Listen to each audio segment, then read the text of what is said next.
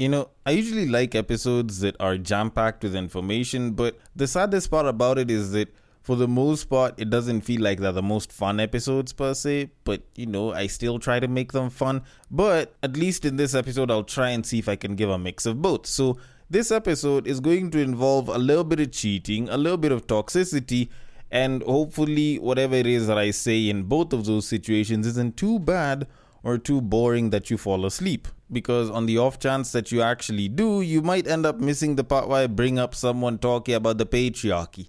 In this day and age, there's people that still talk about that shit. I don't know. I still find it to be a little bit weird. But anyways, there's definitely quite a bit that needs to be discussed on this episode, and I will try to not waste too much time on too many things, and I will start things off by taking us to the wonderful world of Asia and more so Indonesia. Now, about 2 weeks ago, the Indonesian government imprisoned a TikTok influencer for saying a Muslim prayer right before eating pork on video. Now, I don't know if it's just me that thinks this, but because it's that I kind of have to say it, with all puns intended, and even in its literal form, fuck them pigs.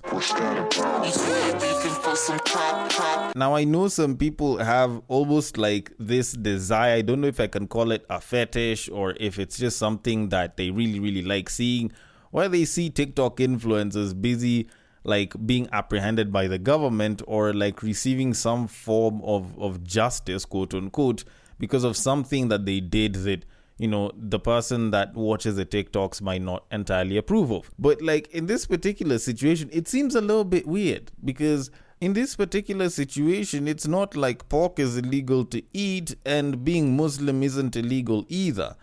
But like for some reason, her doing both was actually a bad thing. Which I'm sure some woke people are gonna come out and they're gonna be like, oh no, this is wrong, this is oppressive, blah blah. But according to the Indonesian government, whatever the hell she did was illegal. And I'm going to explain why by reading the caption where the story came from. So it says, and I quote, a Muslim woman known as Lina Lutfiawati or Lina Mukherjee on social media has been sentenced to 2 years in prison in Indonesia under blasphemy laws. This follows her sharing a TikTok video in which she recited an Islamic prayer and tried pork while in Bali. Additionally, she was fined $16,245 or the equivalent of 250 million Indonesian rupiah, a substantial amount given the country's low per capita income. Failure to pay the fine could extend her prison term by 3 months. End quote. Okay, now let me just get this straight. So apparently there's a blasphemy law in Indonesia where, if you preach water and you sip wine, they're gonna pick you up and dump you in the hole. Like, I don't know, maybe it's just a me thing, but I feel like if they tried to implement that in Kenya, we wouldn't have too many churches. Like, maybe it's just a me thing. I don't know. Because, like, you look at the whole thing where she decides to recite an Islamic prayer before having pork. Like, I feel like that one is not a very smart thing to do because you know very well that Muslims don't do pork and you're having pork in an Islamic country, which isn't too much of a problem. But you decide to, while on video, recite an Islamic prayer before you take the pork. Like, that just feels like it's literally spitting in the face of Islam at that point. Like, granted, for me, I won't really give too much of a flying damn because, for me, I just think, it's food if it's tasty and shit. But honestly, I don't know what the hell this babe was thinking. Frankly, you could argue that it's not fair because those were her decisions, so she should be allowed to do what she wants to do. But on the flip side, you're like, you do not disrespect something that's a part of a country's culture, or at least something that is, a very, very well enshrined culture by doing one thing and then flipping over and then doing something that they find completely illegal or at least completely immoral. Either way, I hope she practices her pork chops, otherwise she's not going to do very well in the hole. And I will leave it at that and start the podcast with a little bit more panache, a little less food, probably not that much religion, but a nice voice that says, welcome to Breaktime on West Side, your number one breakdown podcast, coming to you from Nairobi, Kenya. The man on the mic is a man whose Kermit always believes in pointing Miss Piggy. He is a man whose cardio routine may include a little bit of jumping to conclusions. It is none other than your tall, dark, and mildly handsome man, Sir Denver B. the show used to be called Tweet Street, but Twitter changed its name to X, and I was thinking of including Threads. I feel like I've repeated this thing a little too many times. But anyways, it might be someone's first time, but yes, I used to call it Tweet Street, but I didn't want to call it X Street because it would sound like a porno. But the drill of dealing with the episode is still pretty much the same. The drill is pretty simple. You can be a contributor via this very simple drill that I'm about to give you. And it's very simple, almost sounds like a song, and it goes like this. You see that tweet, you like that tweet, you want us to discuss that tweet, you send that tweet. You send it to the DMs of @BagakaTheD, which happens to be my personal Twitter handle, and I will take it from there and handle it accordingly. On Facebook and on IG, if it happens to be a screenshot, a screen grab, if it ended up on a reel or in someone's carousel, then the place to send it to is @BreakTime on my side, and I will take it from there and handle it accordingly. Now, I have a couple of tweets here that I have to get into at some point, and I do intend on getting to them pretty soon. But before I do that, I want us to discuss a very interesting but sad story. Now, about 2, maybe 3 weeks ago, there was a story on Citizen Digital about a man who had been speaking on living with an abusive wife. And, the caption was, "My wife's boyfriends used to beat me up." Now, when I read the title to this last month, I was actually kind of, making fun of the entire situation, because I remember on some WhatsApp group I was busy making jokes about it, calling the guy puny and shit. But when I actually got a chance to read the article itself, it was actually particularly sad. Now, I've been holding this story in my archives for a little bit of a while because I haven't really known what to say about it. Now, I'm just going to read the story for y'all. So it says, and I quote, "Anthony Nganga, a single father of 2, has opened up on how he lived in an abusive marriage that culminated in his wife abandoning him with a 3-month-old baby. Speaking candidly on Citizen TV's Shajara with Lulu show, Anthony recalled meeting his then wife in 2016 and they got married immediately. According to him, the marriage was troubled from the very beginning. I would leave for work at 5 a.m. and come back at around midnight. One day a neighbor called me and informed me that there was a man in our house and he left immediately after I got into the house. This was after the neighbors told me they spotted my wife with other men," he recalled.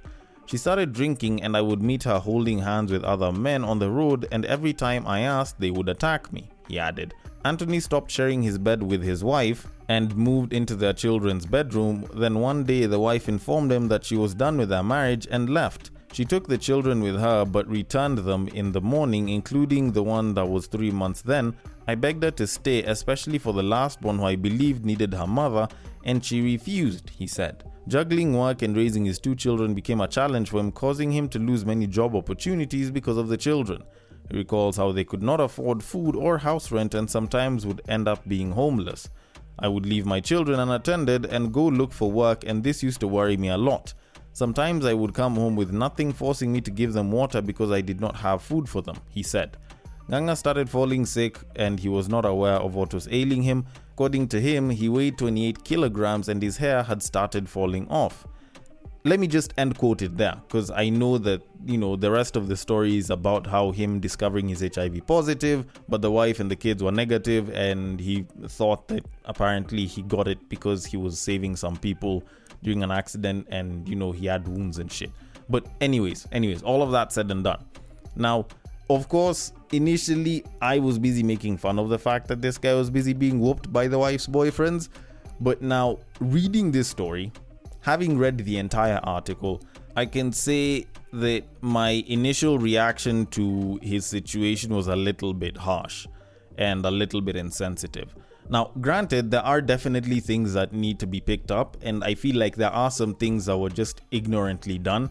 Like, to be very honest, when you just meet a babe and you decide to marry them, don't get me wrong, there's nothing wrong with marrying someone who is interested in marrying you. It's just, at the end of the day, just because someone wants to get married or claims that they want to settle down and, get married and have a family, does not mean that they are actually good quality people. That's usually what dating and relationships and courtship is usually supposed to figure out.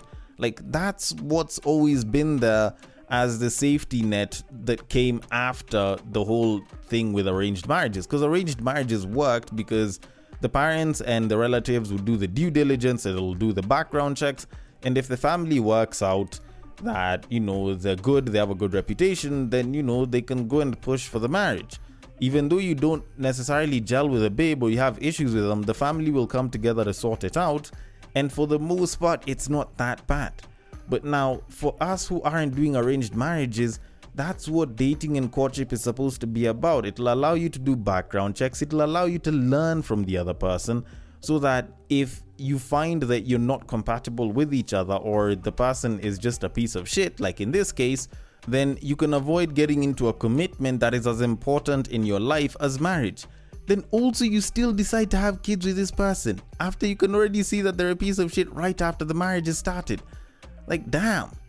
Like, personally, I don't even know how I'd be able to do that. Like, I'd much rather kill the marriage and get it annulled or go for a separation or a divorce, as opposed to just sitting by and having kids with a woman and assuming that the woman will tone down because of the kids.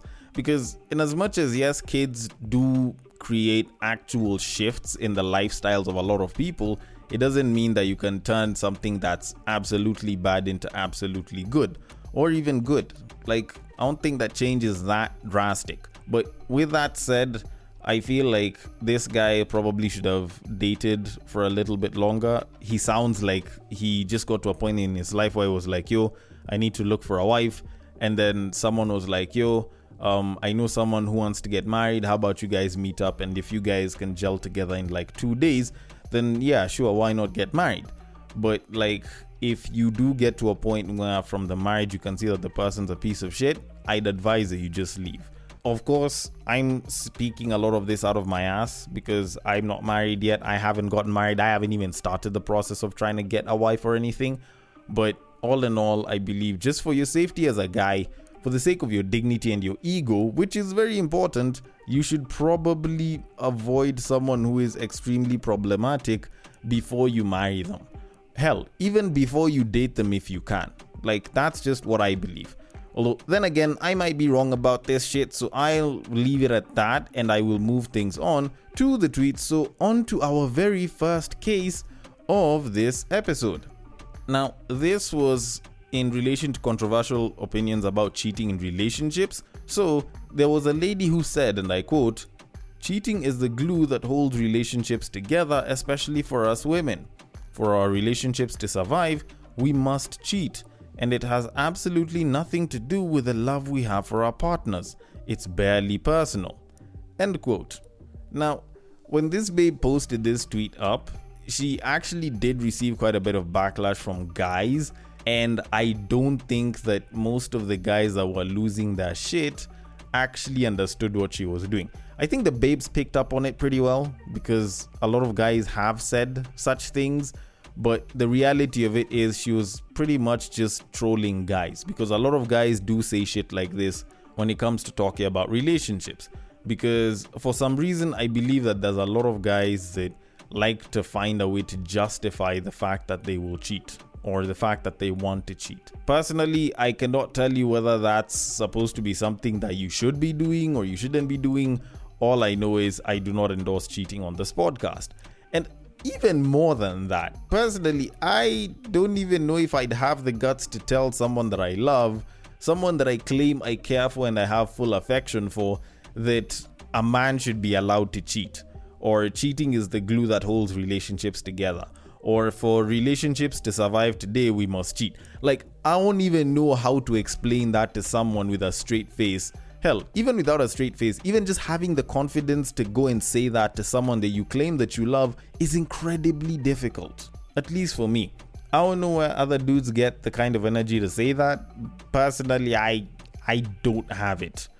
Because by the time you're saying that to a woman of today's day and age, like, there's a pretty good chance that they'll look at you and they will just term you as an absolute asshole.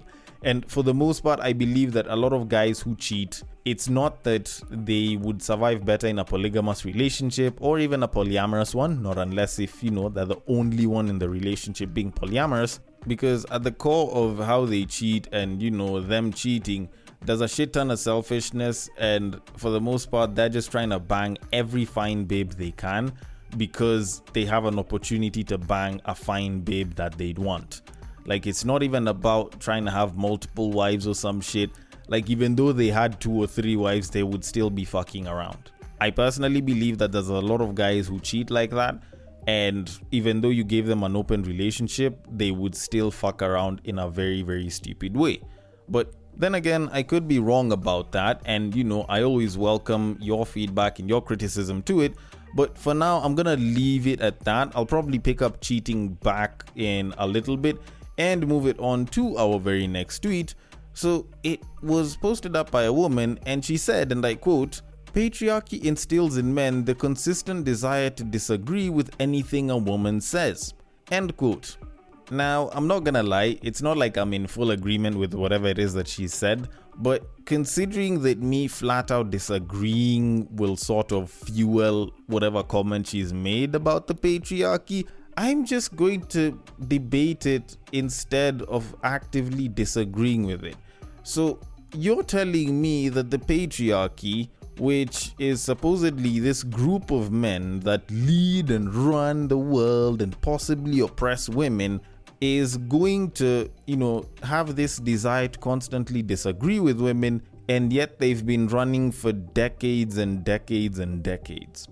Okay, I don't know, maybe it's just a me thing, but either we have some really, really dumb on a social level but smart on an economic level type leaders who are patriarchs, or there might be some women who identify as men so that they can be a part of the patriarchy, and they give some pretty solid points. Because, I don't think that the world, or even wherever it is that you're at, has completely been built by a man. I don't think that all the opinions that are taken are only taken by men. And for the most part, most people who usually just talk about the patriarchy this, the patriarchy that, usually hate to admit that it's not even about a patriarchy. Like, men are just as oppressed as women are if you're looking at oppression from like the people that are around you. It's not like the men are basking in the glory of being leaders and can readily, oppress people with zero consequence. Like, most people around the same level you are probably going through the same exact problems you are, save for a period or two and being pregnant. But for the most part, I feel like it's a lot easier for some people to blame men for most of their problems than to accept that the reality of their situation is that they are in a place where they're not at their best, and there's some dudes that can be a little bit shit. Fine, maybe your boyfriend is misogynistic. Maybe your boss is also misogynistic. At the end of the day, those are the people that are around you who are misogynistic. That doesn't mean that every single man is a misogynist. But anyways, I could be wrong about that one, but let me take it back to the cheating so that, someone doesn't claim that I am disagreeing with whatever they're saying about the patriarchy, and I will move it on to our very next tweet. Now, this was a reply to something that someone said, and it was someone who said, and I quote, "You can't love somebody and cheat. I'm sorry. The two can't coexist." End quote. Now, the quoted reply for this one, which I actually really liked, was, and I quote, "Actually, you can. Again, cheating is not a function of love, but discipline and consequences. Love will never define commitment, only discipline. That I cheated doesn't mean I don't love you. It just means I didn't think the consequences were dire enough to deter me." End quote. Okay, do I agree with what's been said here? The original post on not loving someone and cheating at the same time, I don't agree with it. But with whatever this guy said in terms of discipline, I think is also quite true. I feel like the reality of cheating and love is that you can actually cheat and still love someone, but not all forms of cheating and not everyone that you cheat with, you will absolutely not love your partner despite the fact that you're cheating with them. Let me try and explain it like this. All right. If you look at emotional cheating, a lot of times people who are emotionally cheating probably don't love their partner. A lot of them usually don't tend to love their partner, and by the time they're giving their heart away, by the time they are actively interested in someone else and they are emotionally cheating, then they're sort of starting to detach from their partner, and there's definitely an issue there. But when it comes to physical cheating, it really isn't the same case. There's a lot of people that go and fuck around out here, but still love their partners. Now, don't get me wrong, I'm not saying that every guy will, especially considering that it's mostly guys who will say that they can cheat on their wife or they can cheat on their woman but still love them. It's just that there's a lot more guys who have the capability to separate the sex from the love and actually do it particularly well. Because for most guys, actually sex is a privilege more than it is a choice for them. So if you can get a chance to get that privilege, then you'll probably go for it. And it's unfortunate that some don't recognize the boundaries of a relationship and they still go and do it. But that is something that is actually there. On top of that, men's capability to pair bond isn't really harmed as badly as women's capability to pair bond when it comes to having sex with multiple partners. So men can actually go and fuck around with other different babes and they will still be pretty okay for it. And this doesn't mean that men are immune from the whole, pair bonding issue or, falling for the babe that they're cheating on their partner with situation. Like, there's a lot of guys that actually aren't built for the whole phase like that, but there are a lot more guys that can withstand that sort of behavior as opposed to the women. Most women statistically, whenever they physically cheat on their partner, they end up falling in love with the person that they're cheating on their partner with, especially considering that they'll end up cheating with that person multiple times as opposed to just once. But all in all, yes, you can actually love someone and still cheat on them, but it is not advisable to do it, because at the end of the day, in most of the instances that you actually see that one person is cheating on the other, eventually when the relationship ends, when the person finds out and it's like everything is crumbling, you realize that the juice wasn't really worth the squeeze. Because most times it's not like those people actually move on with the person that they're cheating on their main partner with and actually last with them all that long, or even try to do it with them really. But either way, I could be wrong about that. Do I have space for one more tweet actually? Because I think I can squeeze in one more tweet and just discuss it real quick. So on to our very final tweet of this episode, and it was a tweet that was written by a woman, and she says, and I quote, "To be honest, healthy relationships are tougher and harder compared to toxic ones." End quote. Now, when I kind of looked at this, I kind of was a bit conflicted when I thought about it, because she's not wrong. It's just that it's not really dependent on the kind of relationship, rather the amount of time in the relationship. Because when you kind of think about it, if you're looking at someone who's been in a healthy relationship for 6 months to a year and someone who's been in a toxic relationship for that same amount of time, it'll be much easier to maintain a healthy relationship compared to the toxic one. But if you put it over a 5-year period, then it'll be harder to maintain a healthy relationship as opposed to a toxic one. Let me explain. Because when you look at someone who's been in a healthy relationship for 6 months to a year or something of that sort, nothing that's been particularly that long, you find that there's a lot of, love in the air. People are very understanding to each other. People want to listen to each other. Everyone's all up in the fields, and the fields is making them do stuff for their partner.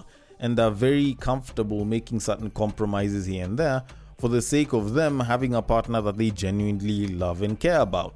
So it's not that hard, because the emotional drive that's there is giving you the boost to, clear through whatever issues that could be there for the most part.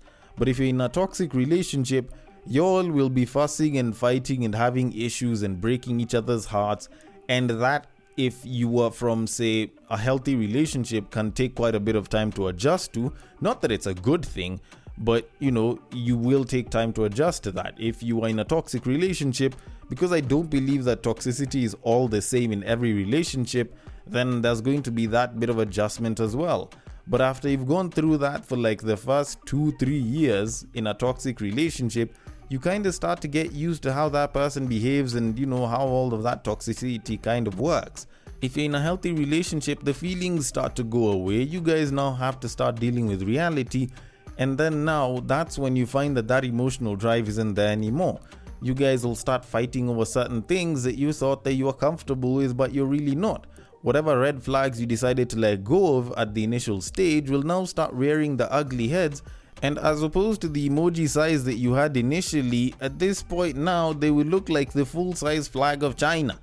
And you will not be able to get past most of them, or at least you may not be able to deal with a lot of them, not unless if you have some of those uncomfortable conversations with your partner and try to find a compromise somewhere. You don't always have to meet in the middle, but you guys will have to meet yourselves somewhere if the relationship is to go past a certain point. Although, then again, I might actually be wrong about this one as well. Just the same way I could be wrong about every single other thing on this episode. So I want your thoughts on it. The DMs are open on X, it is at BagakaTheD. On Facebook and on IG, it is at BreakTime on my side. Thank you so much for listening all the way till the end, and I will catch you guys on the next break.